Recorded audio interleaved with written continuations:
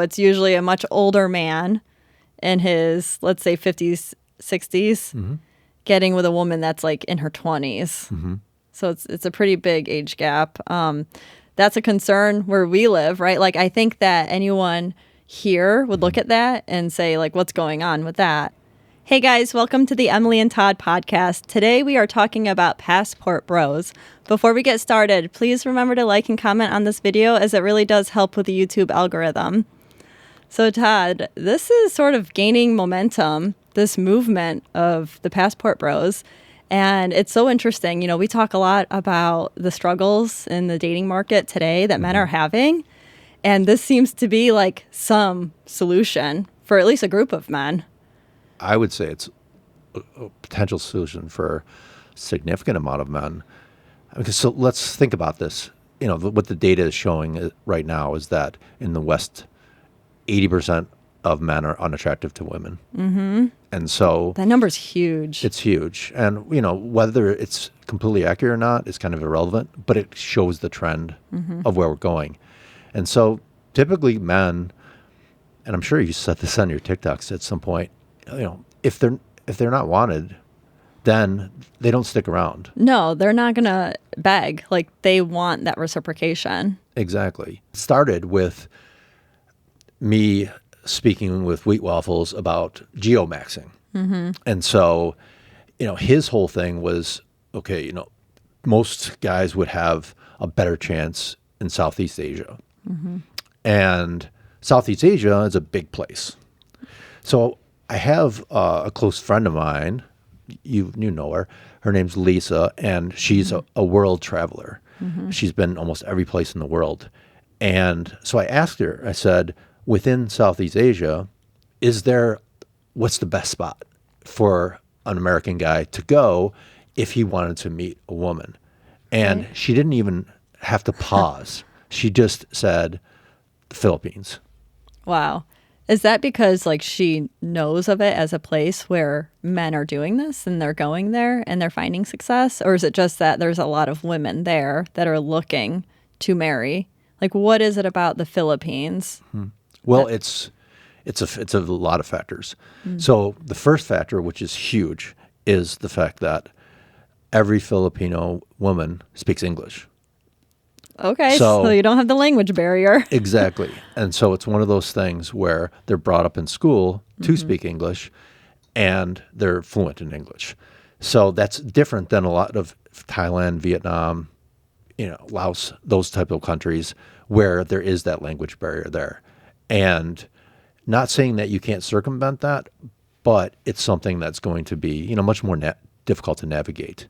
So there's a place where you can go where you can automatically, just on dating apps, go on there and then have normal conversations, and, you know, get to know people. So that's kind of the first positive. The second one is the fact that there are a lot of American and Western men that are already living there that have found Filipino wives. And because it's a developing country, the cost of living there is extremely inexpensive. Right. And so even a guy who's an average guy as far as income could potentially afford to live there or to travel there and meet someone and potentially bring them back. It sounds like that the Filipino women, too, like, they are very aware of this happening, and they're on these dating apps, and they're looking for a Western man. Yes. So I'm assuming that there's been some time here where they've seen it happen in real life, you know, where a Western man has come over and he either stays or he, you know, gets married and moves out with the Filipino woman. They go back to the U.S. So I'm guessing there's like some line of success that's happening with these relationships for women to want to even entertain the idea. Yes. Which is interesting because when I found out about it, it was on TikTok. And, you know, I'm getting like the man's and the woman's view. And the woman's view is not very kind. They're upset. Yeah, it's like, and then like men see the woman's reaction. And of course, it kind of seems like maybe they're getting triggered which is a high potential, I think, that, they're not liking it because, like, why do men need to go somewhere else just because what does that say? That the women here are not good enough? And I think that's, like, where that triggered feeling is coming from. But, like, we'll go over, like, some decent reasons as to why it's happening, and just the fact that there's so many people that are doing it, like, it's something to look at and to, talk about. Yes, absolutely. Well, let's talk about the reasons why. And I think the first reason is that women in the Philippines are very traditional comparatively to the Western countries. And so what that means is that they really want to have kind of traditional gender roles. And it's something where, believe it or not, even though it's a developing country, there's a lot of women there that are educated as well, but still would prefer to be a wife and a mother first. And then if they had career aspirations, that's secondary.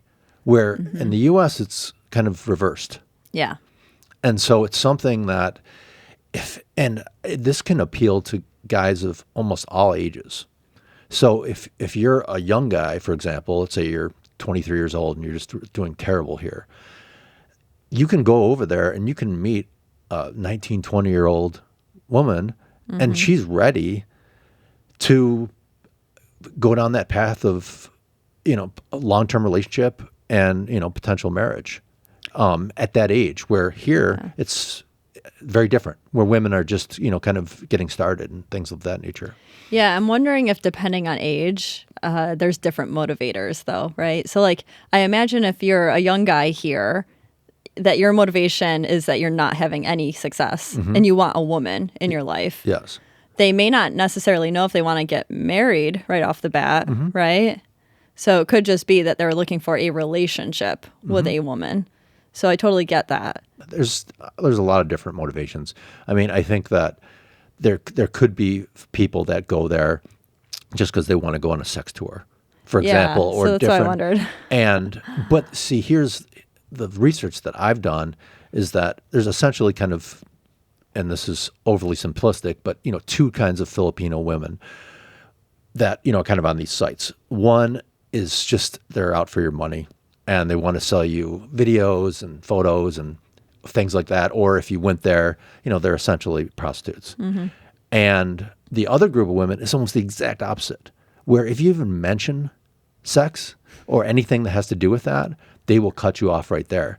Because again, they're very traditional, and it's something where it's not like they have to be married in order to be involved in sex, but they do need to be in a relationship. And this, I've seen this over and over and over again, where they're saying, we can, date for a while, but until we actually, there's commitment involved, I'm not going to be interested in that. Yeah, and that's really refreshing to, I think, a lot of people, that they kind of have those traditional values that way. Yeah, I could see that. If you think about it, it kind of makes sense on both levels, that if you're in poverty, that's a way for you to get out of it.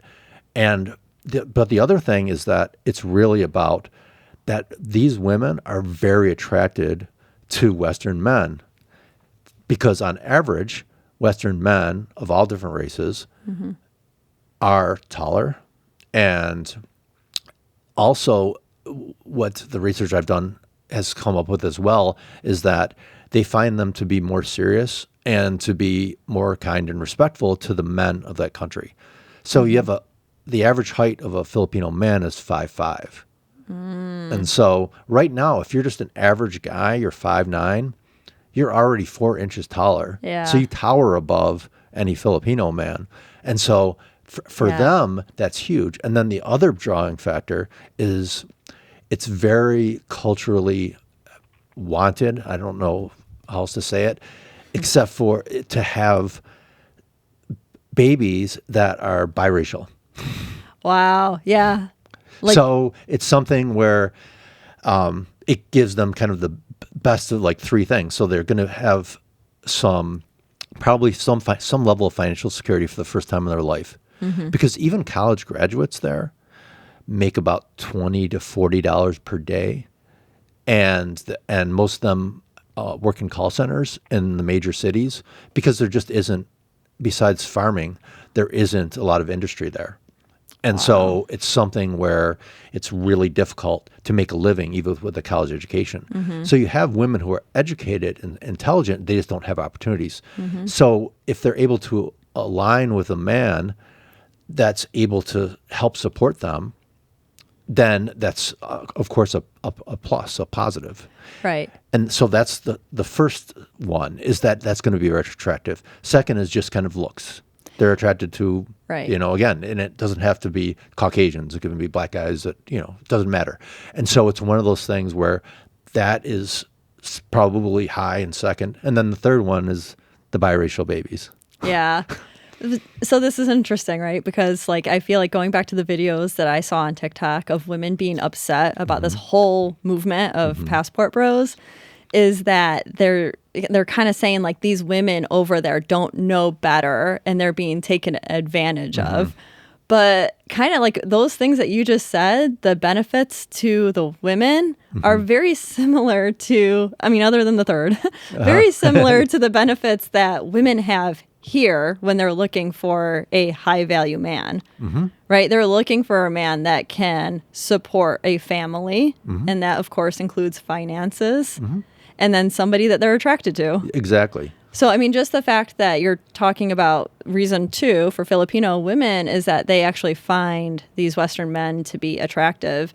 There is, something very genuine there. Yes. And that's what you can build that chemistry and then relationship off of. Absolutely.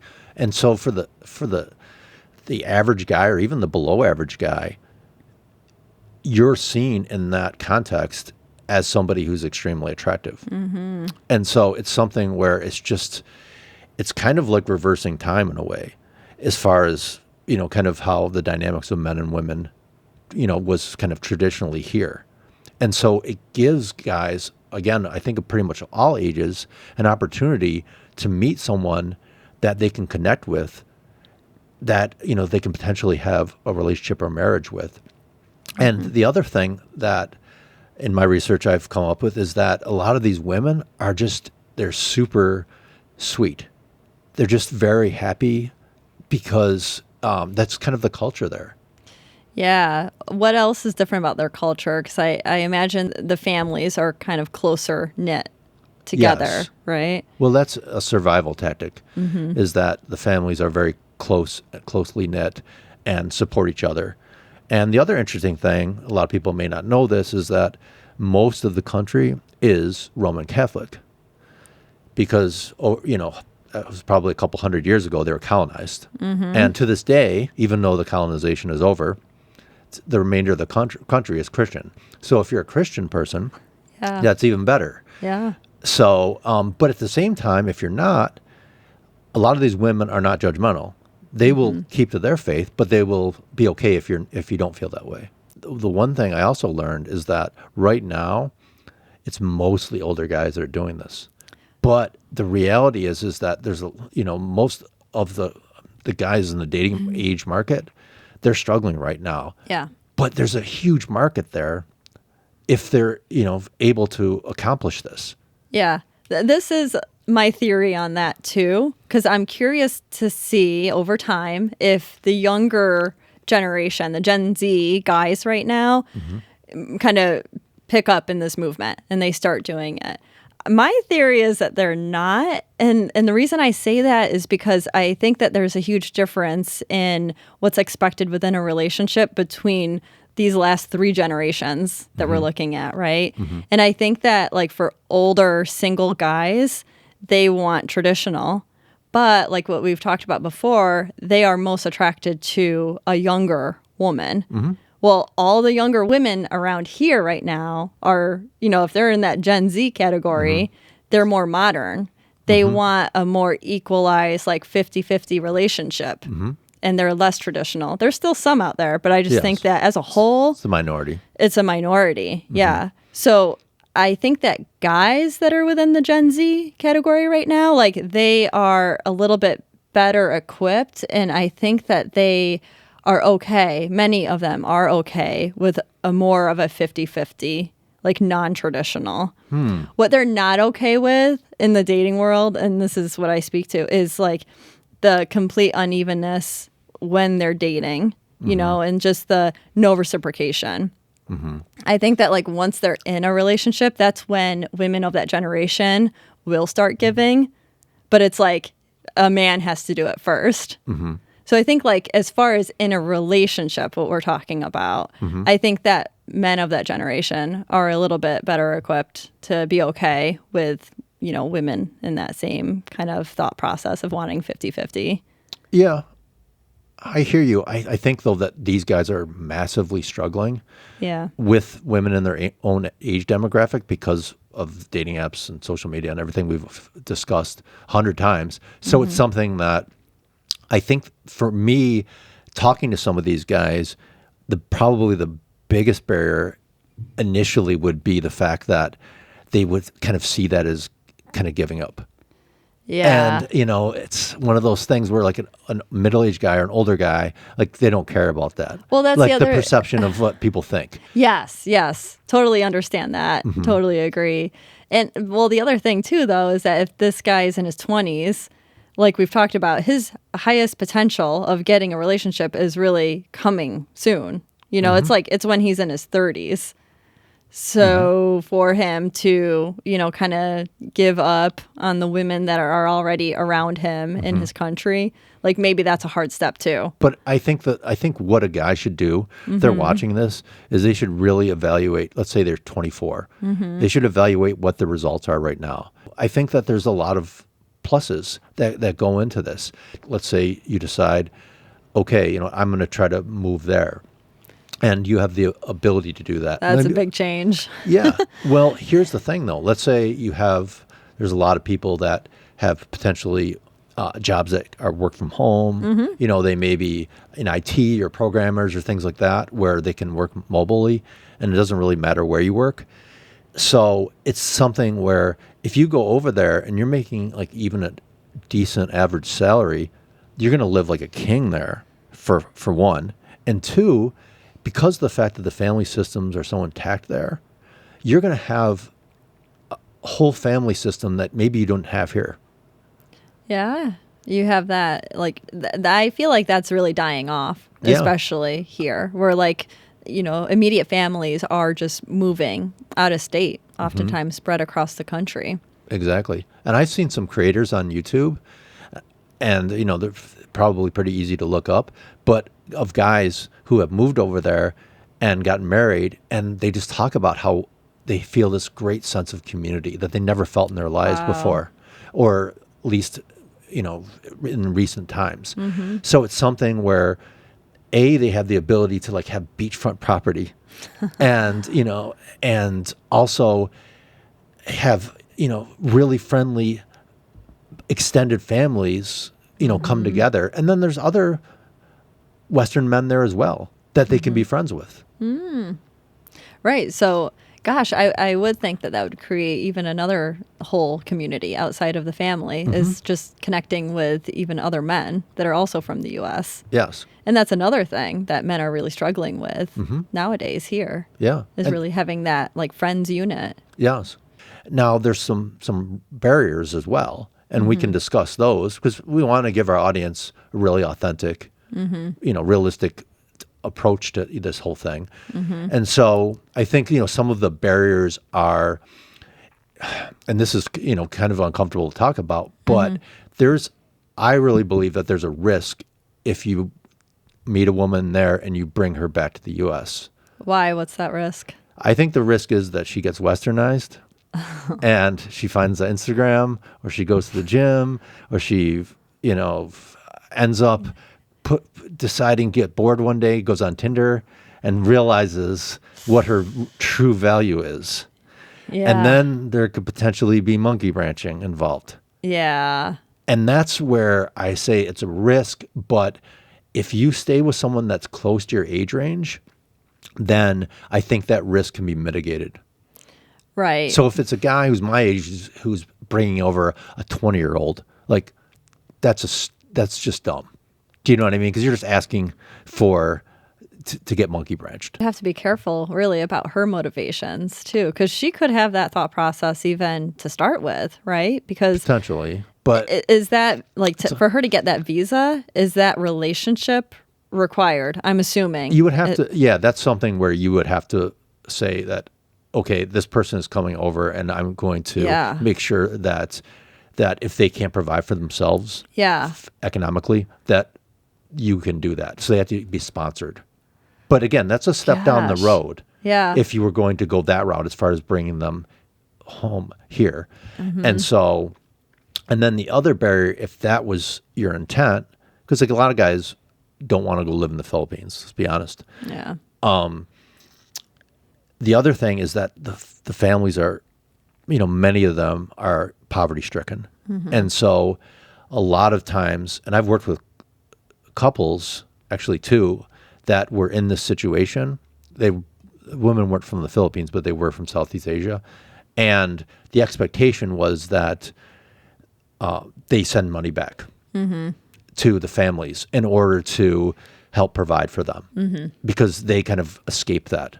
Yeah. So that's something that would really need to be talked about and navigated prior to anybody coming here, is what the expectation is.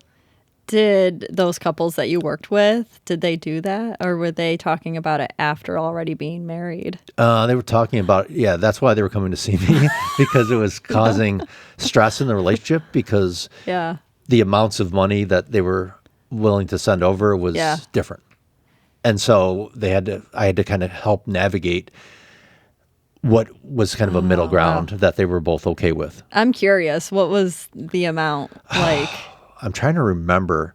I think the couple that I'm referring to, they both worked in a local company, and I think they made about $100K a year between them. Mm-hmm. And I think the family wanted, and the wife wanted to send over, I think it was about 25% of their gross income. That's a lot. Yes. And I feel like that would be like a whole lot for over there. Yes. Well, that would put a family over there from being, kind of a lower class to kind of like a middle class. Wow. Like that amount of money.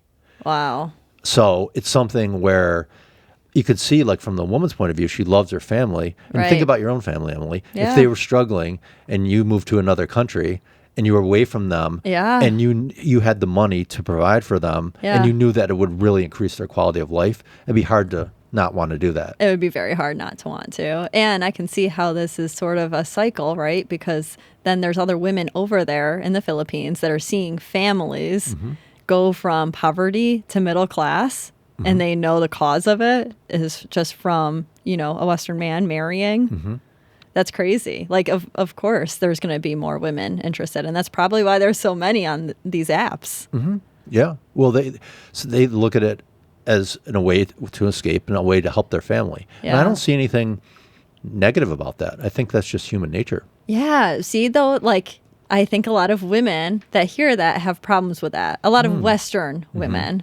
Do they understand that there's no opportunities there to make a living like there is here? Yeah, I think their argument, and I don't really believe this because I do believe in, like, human behavior, and there's always motivation to do something, of course. But women here, I think, would say that they're vulnerable. These women are vulnerable, and they're doing it for the wrong reasons. And as women, I think that we can look to, like, the past and how women have been treated, when they are in a vulnerable position. But I mean, the truth is that, like, we as the Western world are not, like, living in those times, and that she would still have better rights here than even back home for her. So absolutely. I think that it's just the idea of a man, like, wanting someone and being successful because she's in a more vulnerable spot. Even though there's motivations on both sides. Yes. Like, he wants a connection, he wants a woman. Yeah, that's where I would say that the guy is vulnerable too, but for different reasons. Oh, you make a good point. Yeah. So it's one of those things where if he has no options, then he's vulnerable. And I think it's kind of that pairing of which all relationships really are about, is reciprocity and and healthy ones help each other to grow as people and meet their needs and things of that nature. Yeah, that's actually a really good point. So I think, honestly, when I hear that from women, I've seen some of those TikToks too. I think the reality is that they're upset because that takes men out of the market. There's that too. I think that's the real driving force. Yeah. There's going to be more women. They see them as a threat. And so their perspective is that they're victims and these guys are taking advantage of them in some way. Yeah. And the reality is that that's not what's happening. It's something that, again, I think both parties are benefiting from. One of the other things that I have heard on TikTok from women that do have a problem with the passport bros is that there tends to be this big age gap. So it's usually a much older man in his, let's say, 50s, 60s, getting with a woman that's like in her 20s. So it's a pretty big age gap. That's a concern where we live, right? Like, I think that anyone here would look at that and say, like, what's going on with that? Is that occurring over there too? That's what's interesting, because you would think in a very traditional, conservative, religious society that would be a big deal as well. But it's actually the opposite. All of my research has shown that women do not care at all. There's no stigma at all there. There's no stigma. No stigma. They will pick you up at the airport. Wow. And they will bring you to meet their parents. I was going to say, on the same day. So like her dad could be like the same age, and there's no. They don't care. Wow. They don't care at all. They want their daughter to be happy. Yeah. And it's something that they know that most likely someone from the West is going to give them a better opportunity and a better life than somebody who is a native Filipino. I've heard the same complaints from women. And again, it's kind of that you're taking advantage of a situation type of deal. And that's where I would promote, just in general, that there shouldn't be large age gaps anyways, just because the reality of that working out long term versus someone who's closer in your age is going to be more likely. Yeah, and the fact is that there's so many women that are looking, that there's all different ages, I'm assuming, on these apps. So it's not like it's only 20-year-olds that are single over there. No. Like, there are older options. Yeah, there's women in their 40s and 50s. Yeah, so you would recommend men to kind of stay semi-close to age. Exactly. Yeah. But the good thing about that, the fact that there's so much age range there, is not for 60-year-old guys to go with a 20-year-old. Yeah. Would be for 25-year-old guys to go with a 20-year-old. Yes. Yeah. And so if we can kind of destigmatize this in the Gen Z, then it's one of those things where I think it's going to give a lot of these guys, opportunities. And in the red pill and the black pill community, they've been talking about this for a while. But at the same time, it's not something that I think, again, a lot of the younger guys have bought into. And I'm hoping that they can, because it's something that even if it was just a relationship and it was just online for a while, I think that would help boost guys' self-worth and self-esteem, especially since, again, a lot of them have just been completely shut out here. I'm wondering, how many guys are kind of in the dark about this? Yeah, I think we'll be really interested to hear from our viewers on if they've known anyone or if they'd even be open to it themselves. Exactly. Or what their thoughts about are in general. Yeah. You can argue it out in the comments. That's okay.